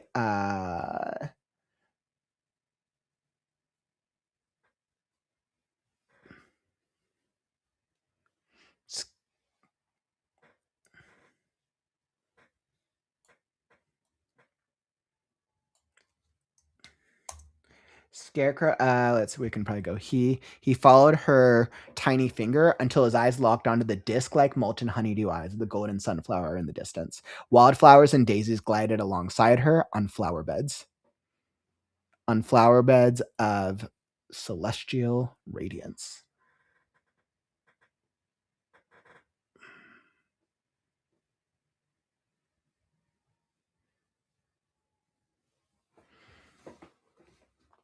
The melody grew louder as their approach neared. Quick, think of one thing in your mind.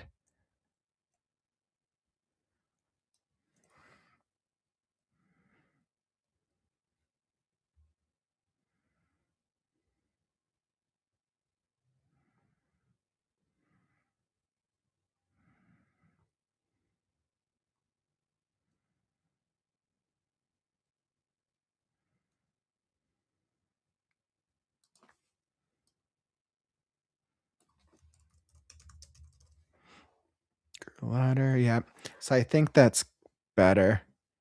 Quick, think of one thing in your mind. So the airborne song grew louder as their approach neared.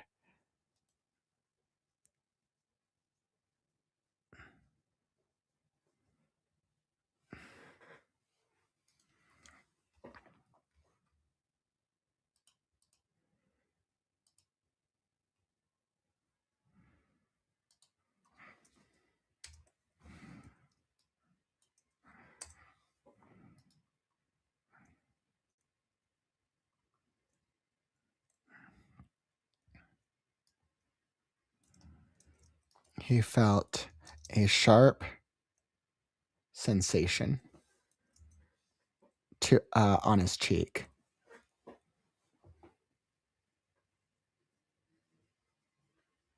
Yeah, so I think this is gonna work now because he's about to go back into trance mode.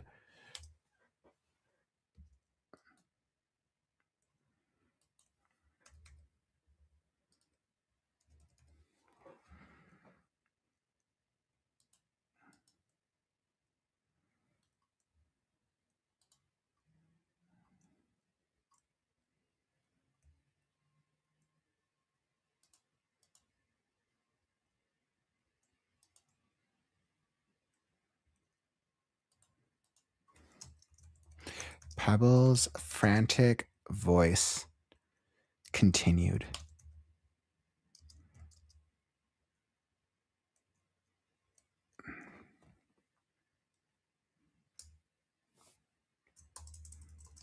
A pest's frantic voice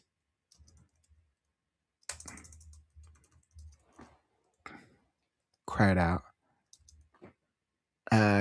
A pest's frantic voice cried out.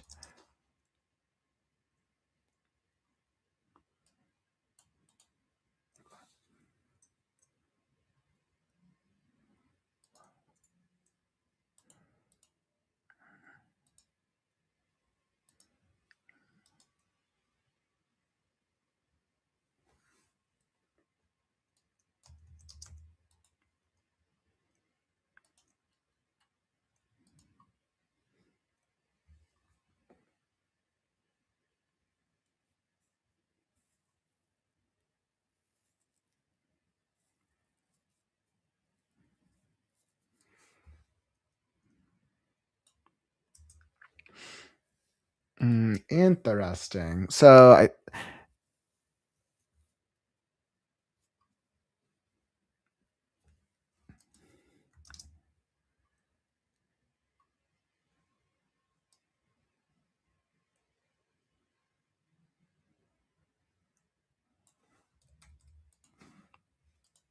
hmm.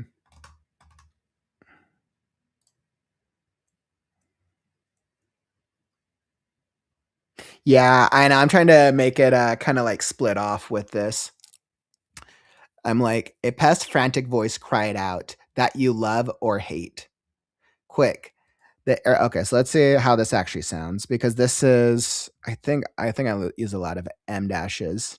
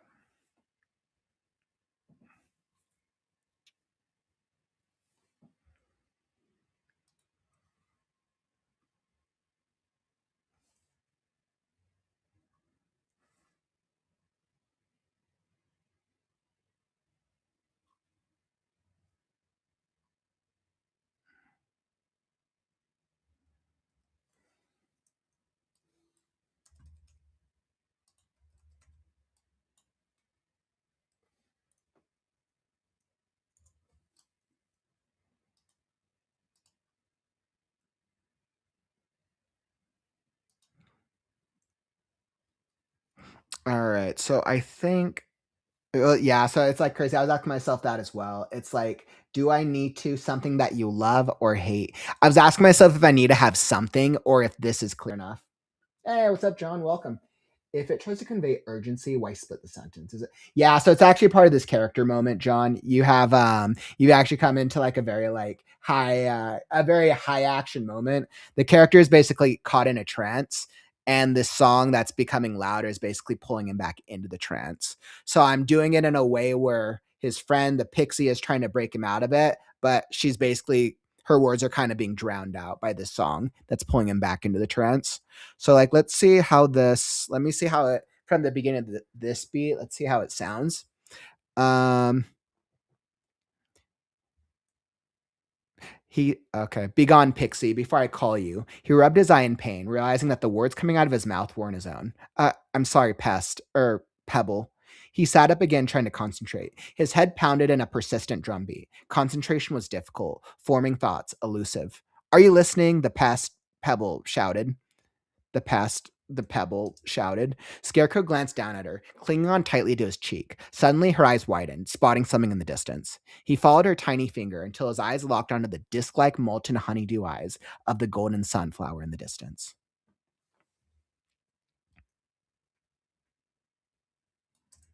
Of the golden sunflower, fast approaching.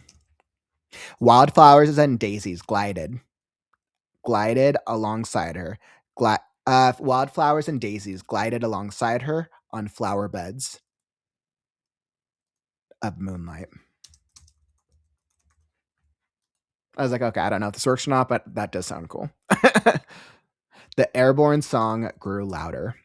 Quick, think of one thing in your mind. He felt a sharp sensation on his cheek, but the melody, the moon, the gardens, a past frantic voice cried out that you love or hate, a strong emotion, a memory. Beneath the decree, what of the last will be?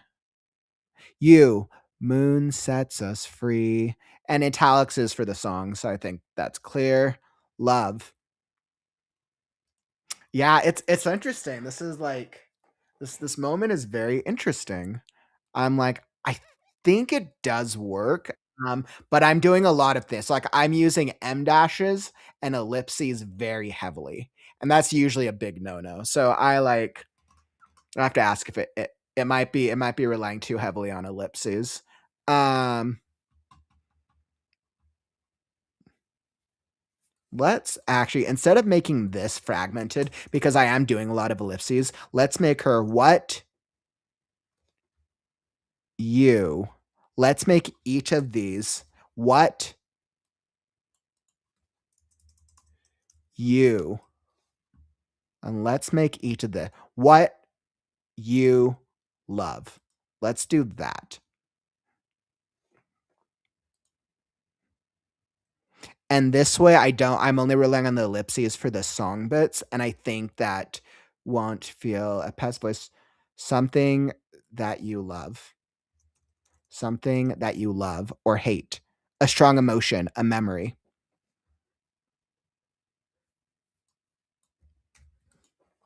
Beneath the decree, what of the last will be you love?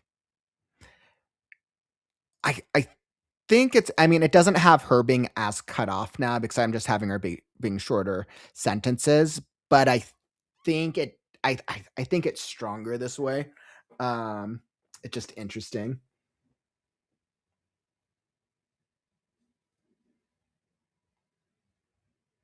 Yeah, I think this is a little better actually.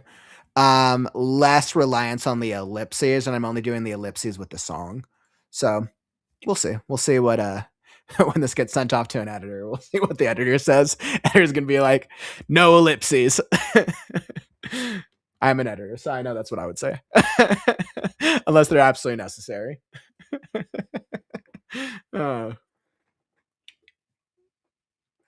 Now, what's interesting is in the original draft, in this last draft, I included a man. Yeah, in this last draft, oh man, I included an image. So I included a flashback for Scarecrow. But the feedback so far is that a flashback is kind of confusing in the middle of, well, technically he's thinking of a memory, so you know that he's thinking of a memory. But right now, the thinking of the memory is a little confusing since we're already there's so much going on in this scene, and that the memory that he thinks of is detracting a little bit from the present moment because there's so much going on.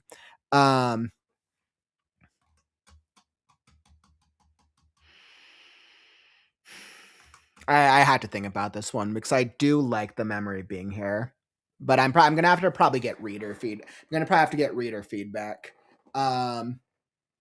Yeah, because I want it. So, like, I think it's clear that Scarecrow is basically being pulled back into the trance, but this time the pest is telling him, think of a memory, a strong emotion or a memory, what you love. And then maybe I just have to set this up. Maybe I have to set this up, Scarecrow.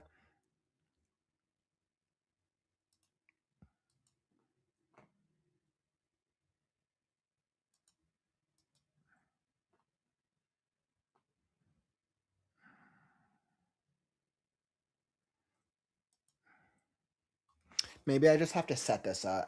Yeah, it's like it is. This chapter is very like there's a lot going on in this chapter. Crazy. Thanks for all your help, my friend.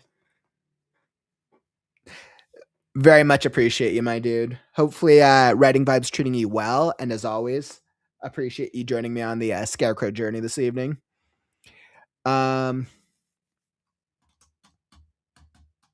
Honestly, I think I have to think about this bit longer because I'm just like not sure.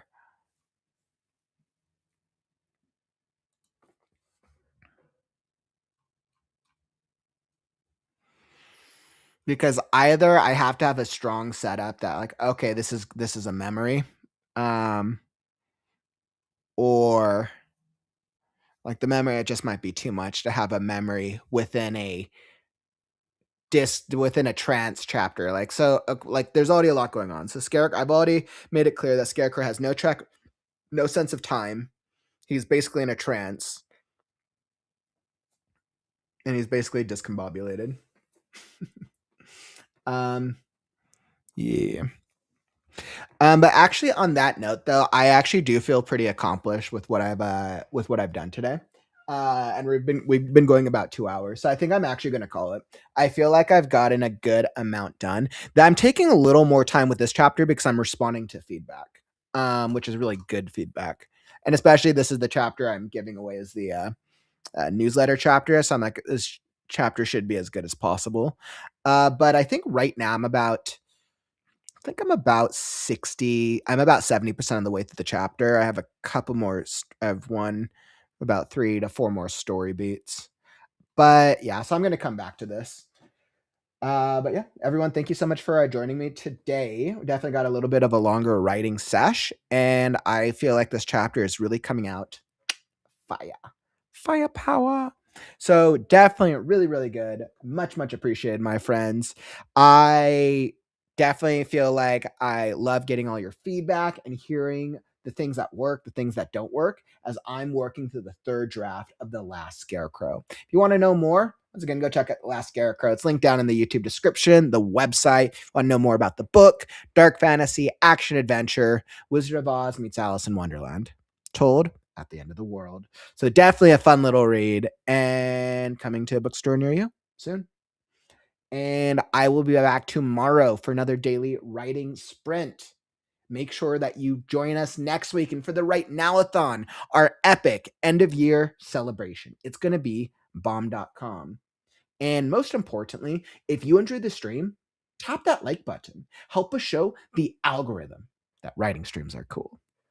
All right, my friends, that's all that I got for you. I'm not sure if I'm going to do an afternoon stream tomorrow or a late evening one again. We'll see how it is. I'm kind of giving myself a breather as I'm very much focused on all the WriteNow A Thon prep.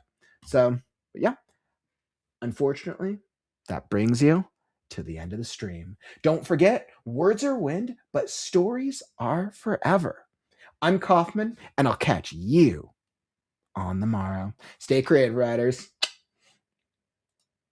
Words are wind, but stories are forever. I'm Kaufman, and I'll catch you on the morrow. Stay creative, writers. It's time to write Right now. Sorry. Right now, not right now, but right now. Read now, right now.